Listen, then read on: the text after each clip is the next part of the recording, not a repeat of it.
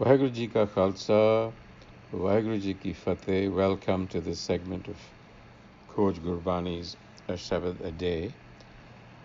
Our recitation for today is Gauri Beragan, Mahalla Pehla.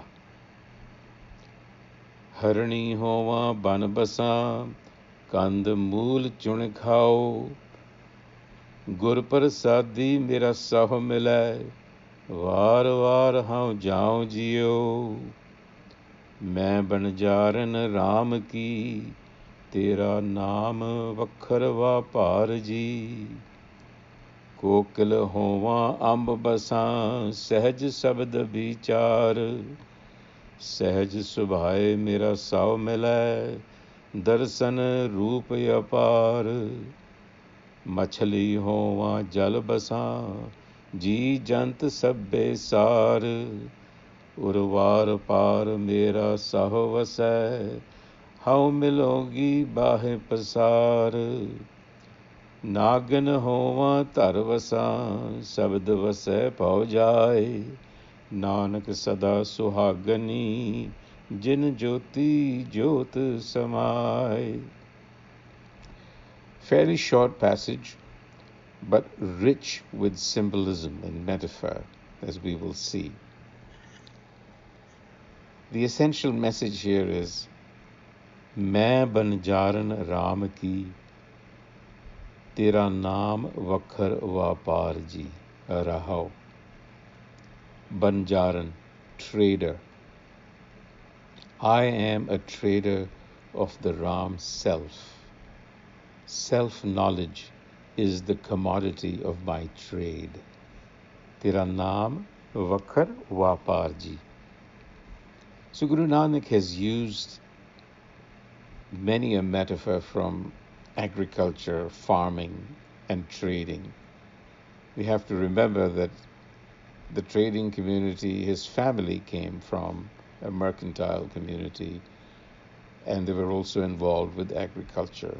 So it is only natural that he should be using common examples, which he's done beautifully. So he's talking about being a trader, the self being a trader. So traders exchange. So what are they exchanging? The exchange is to exchange one's bondage for liberation. Now the question is, what is the bondage? What is the liberation? And we know that Gurbani is forever reminding us that being in an ego-conscious state is the essential bondage. It is the illusion. And to free ourselves from that illusion is liberation. But this again is something that each one of us has to really reflect on the journey, because I'm sure these questions arise in the mind. What bondage are we talking about? What is the liberation? What does it consist of? How do I feel it? This is where one's practice, one has to practice and not simply intellectualize this knowledge. What we are doing here is intellection. We are talking in terms of thought. We are trying to give ourselves pointers to experience. So we have to reflect and then meditate, which is the opposite of intellection. So experience. And that is a journey.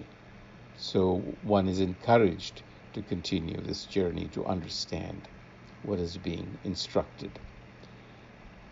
And now here, the richness of the metaphor. The first verse, Harni Hova ban Basa, Kand Mool Chun Khao. Now, Harni is a deer, and a deer roams freely in the forest. Harni Hova ban Basa, like the deer in the forest. Kand Mool Chun Khao. It eats, it picks on bulbs and fruit. Kand refers to tubers like radish, roots, and mool, the fruit, the root. In other words, living on vegetation.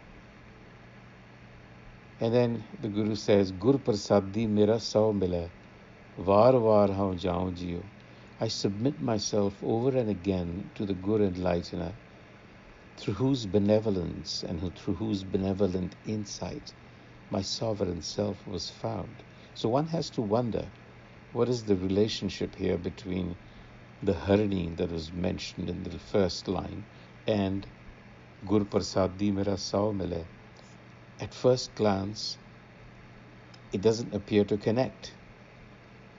But if you look closer at the word Harni, at the word Ban, at the word Kand, Mool, you begin to see that these are really symbolic representations.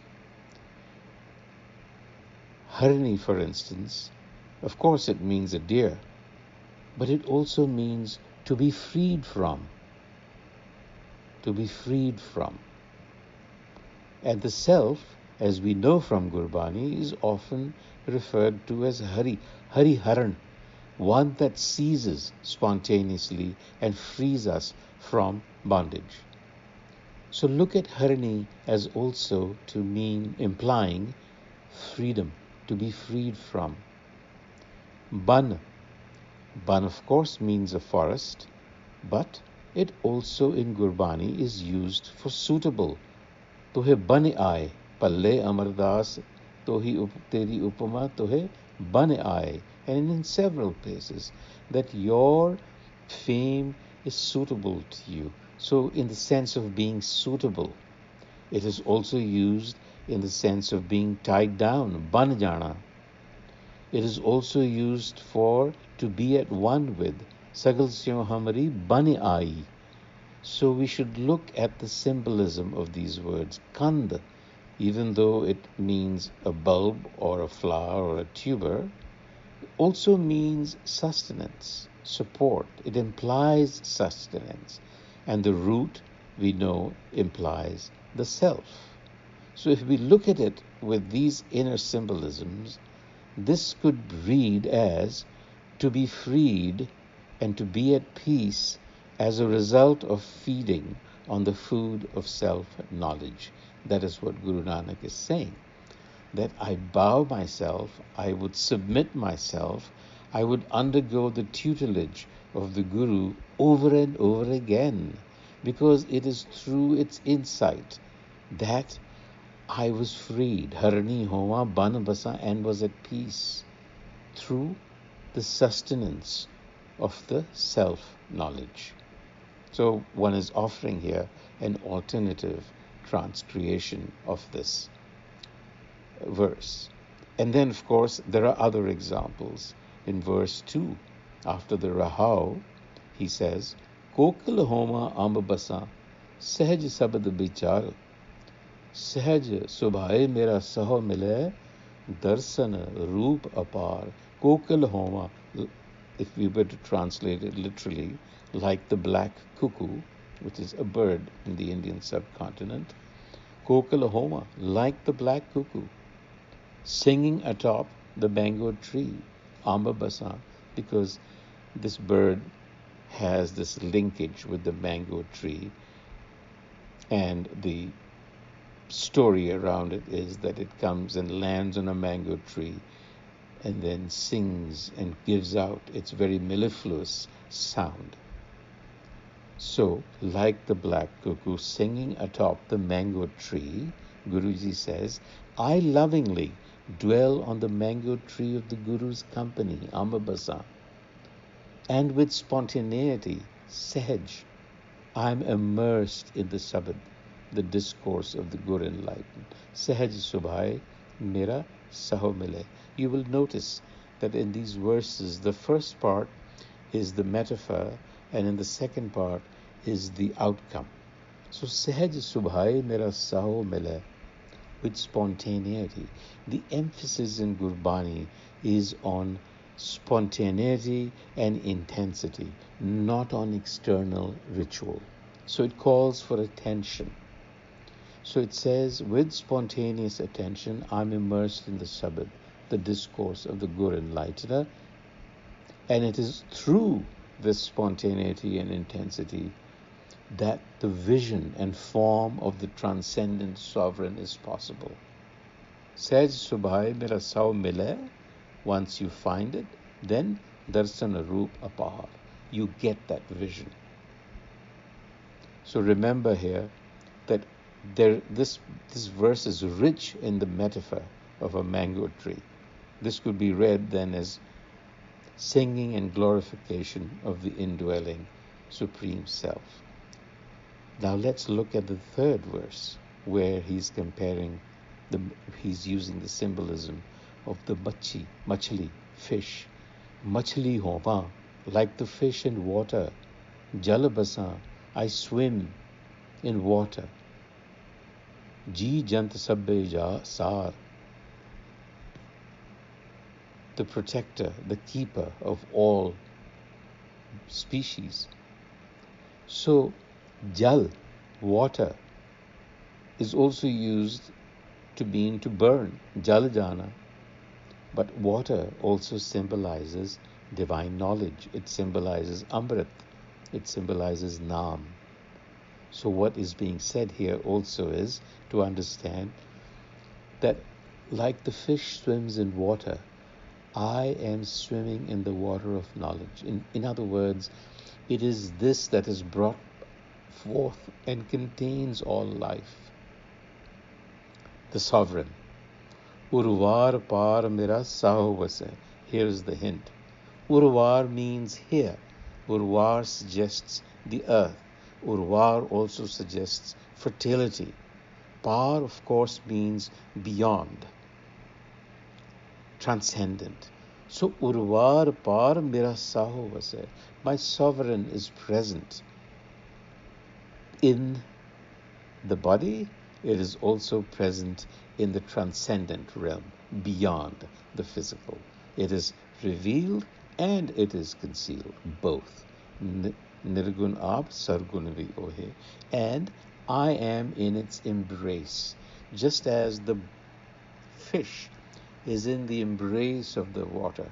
It is surrounded by water. It is in fact water, a less subtle form of water. Similarly, we are swimming in the ocean of this jal, of this knowledge. The entire universe is a system of knowledge, and it's expressing itself as us as well. This is something to be borne in mind. And then in the last verse, the Guru speaks about fear and uses the analogy of Nagan, a serpent. Nagan Hova Taravasa, like the snake burrowed in the ground. Sabadavase paujai, when I snuggle in the ground of the sabad, the discourse, my fears evaporate. Nanak sada suhagan. Suhagan, of course, means one whose husband is alive. What that means is one who is protected, because the idea is that a bride is protected by her husband. He is the protector. The masculine is the protector. And this is not really a matter of gender in terms of man-woman, but these are the masculine and feminine principles that are present in us. So the masculine, the self, is the protector of the mind-body. Kaya, which is feminine. Sada Suhagan, forever protected. When? When does that happen? Jyoti Jyota Samai. When the brilliance of the self lights up the intellect, then one feels ever protected. Here again, a word on the use of Nagan. Nagan, of course, means a serpent, but it also is used for a gem. And so there are a couple of ways to look at this verse. The fear of death is indeed buried deep in our psyche. And this knowledge, self-knowledge, the gem, that treasure, is also deep within the body-mind. So fear is dispelled when the illusion is broken. So fear of death is much like the illusion of mistaking a rope for a snake in the dark. that happens to us. Our reactions are very real. Although it's an illusion, our heart beats, we spring back, we're afraid. Our emotion is very real indeed, even though it is an illusion. But when light is shed, we realize that it was only an illusion. It was a rope. Likewise, we are reacting to the material world as though it is permanent, as though it is here, as though we are the drivers. But when self-knowledge lights the intellect, that illusion is broken, and then one recognizes that my self is urvar and par, mera sahova se, that it is that self, supreme self, which is present everywhere. It is all permeating. On that note, until the next time, Vaheguru Ji Ka Khalsa, Vaheguru Ji Ki Fateh.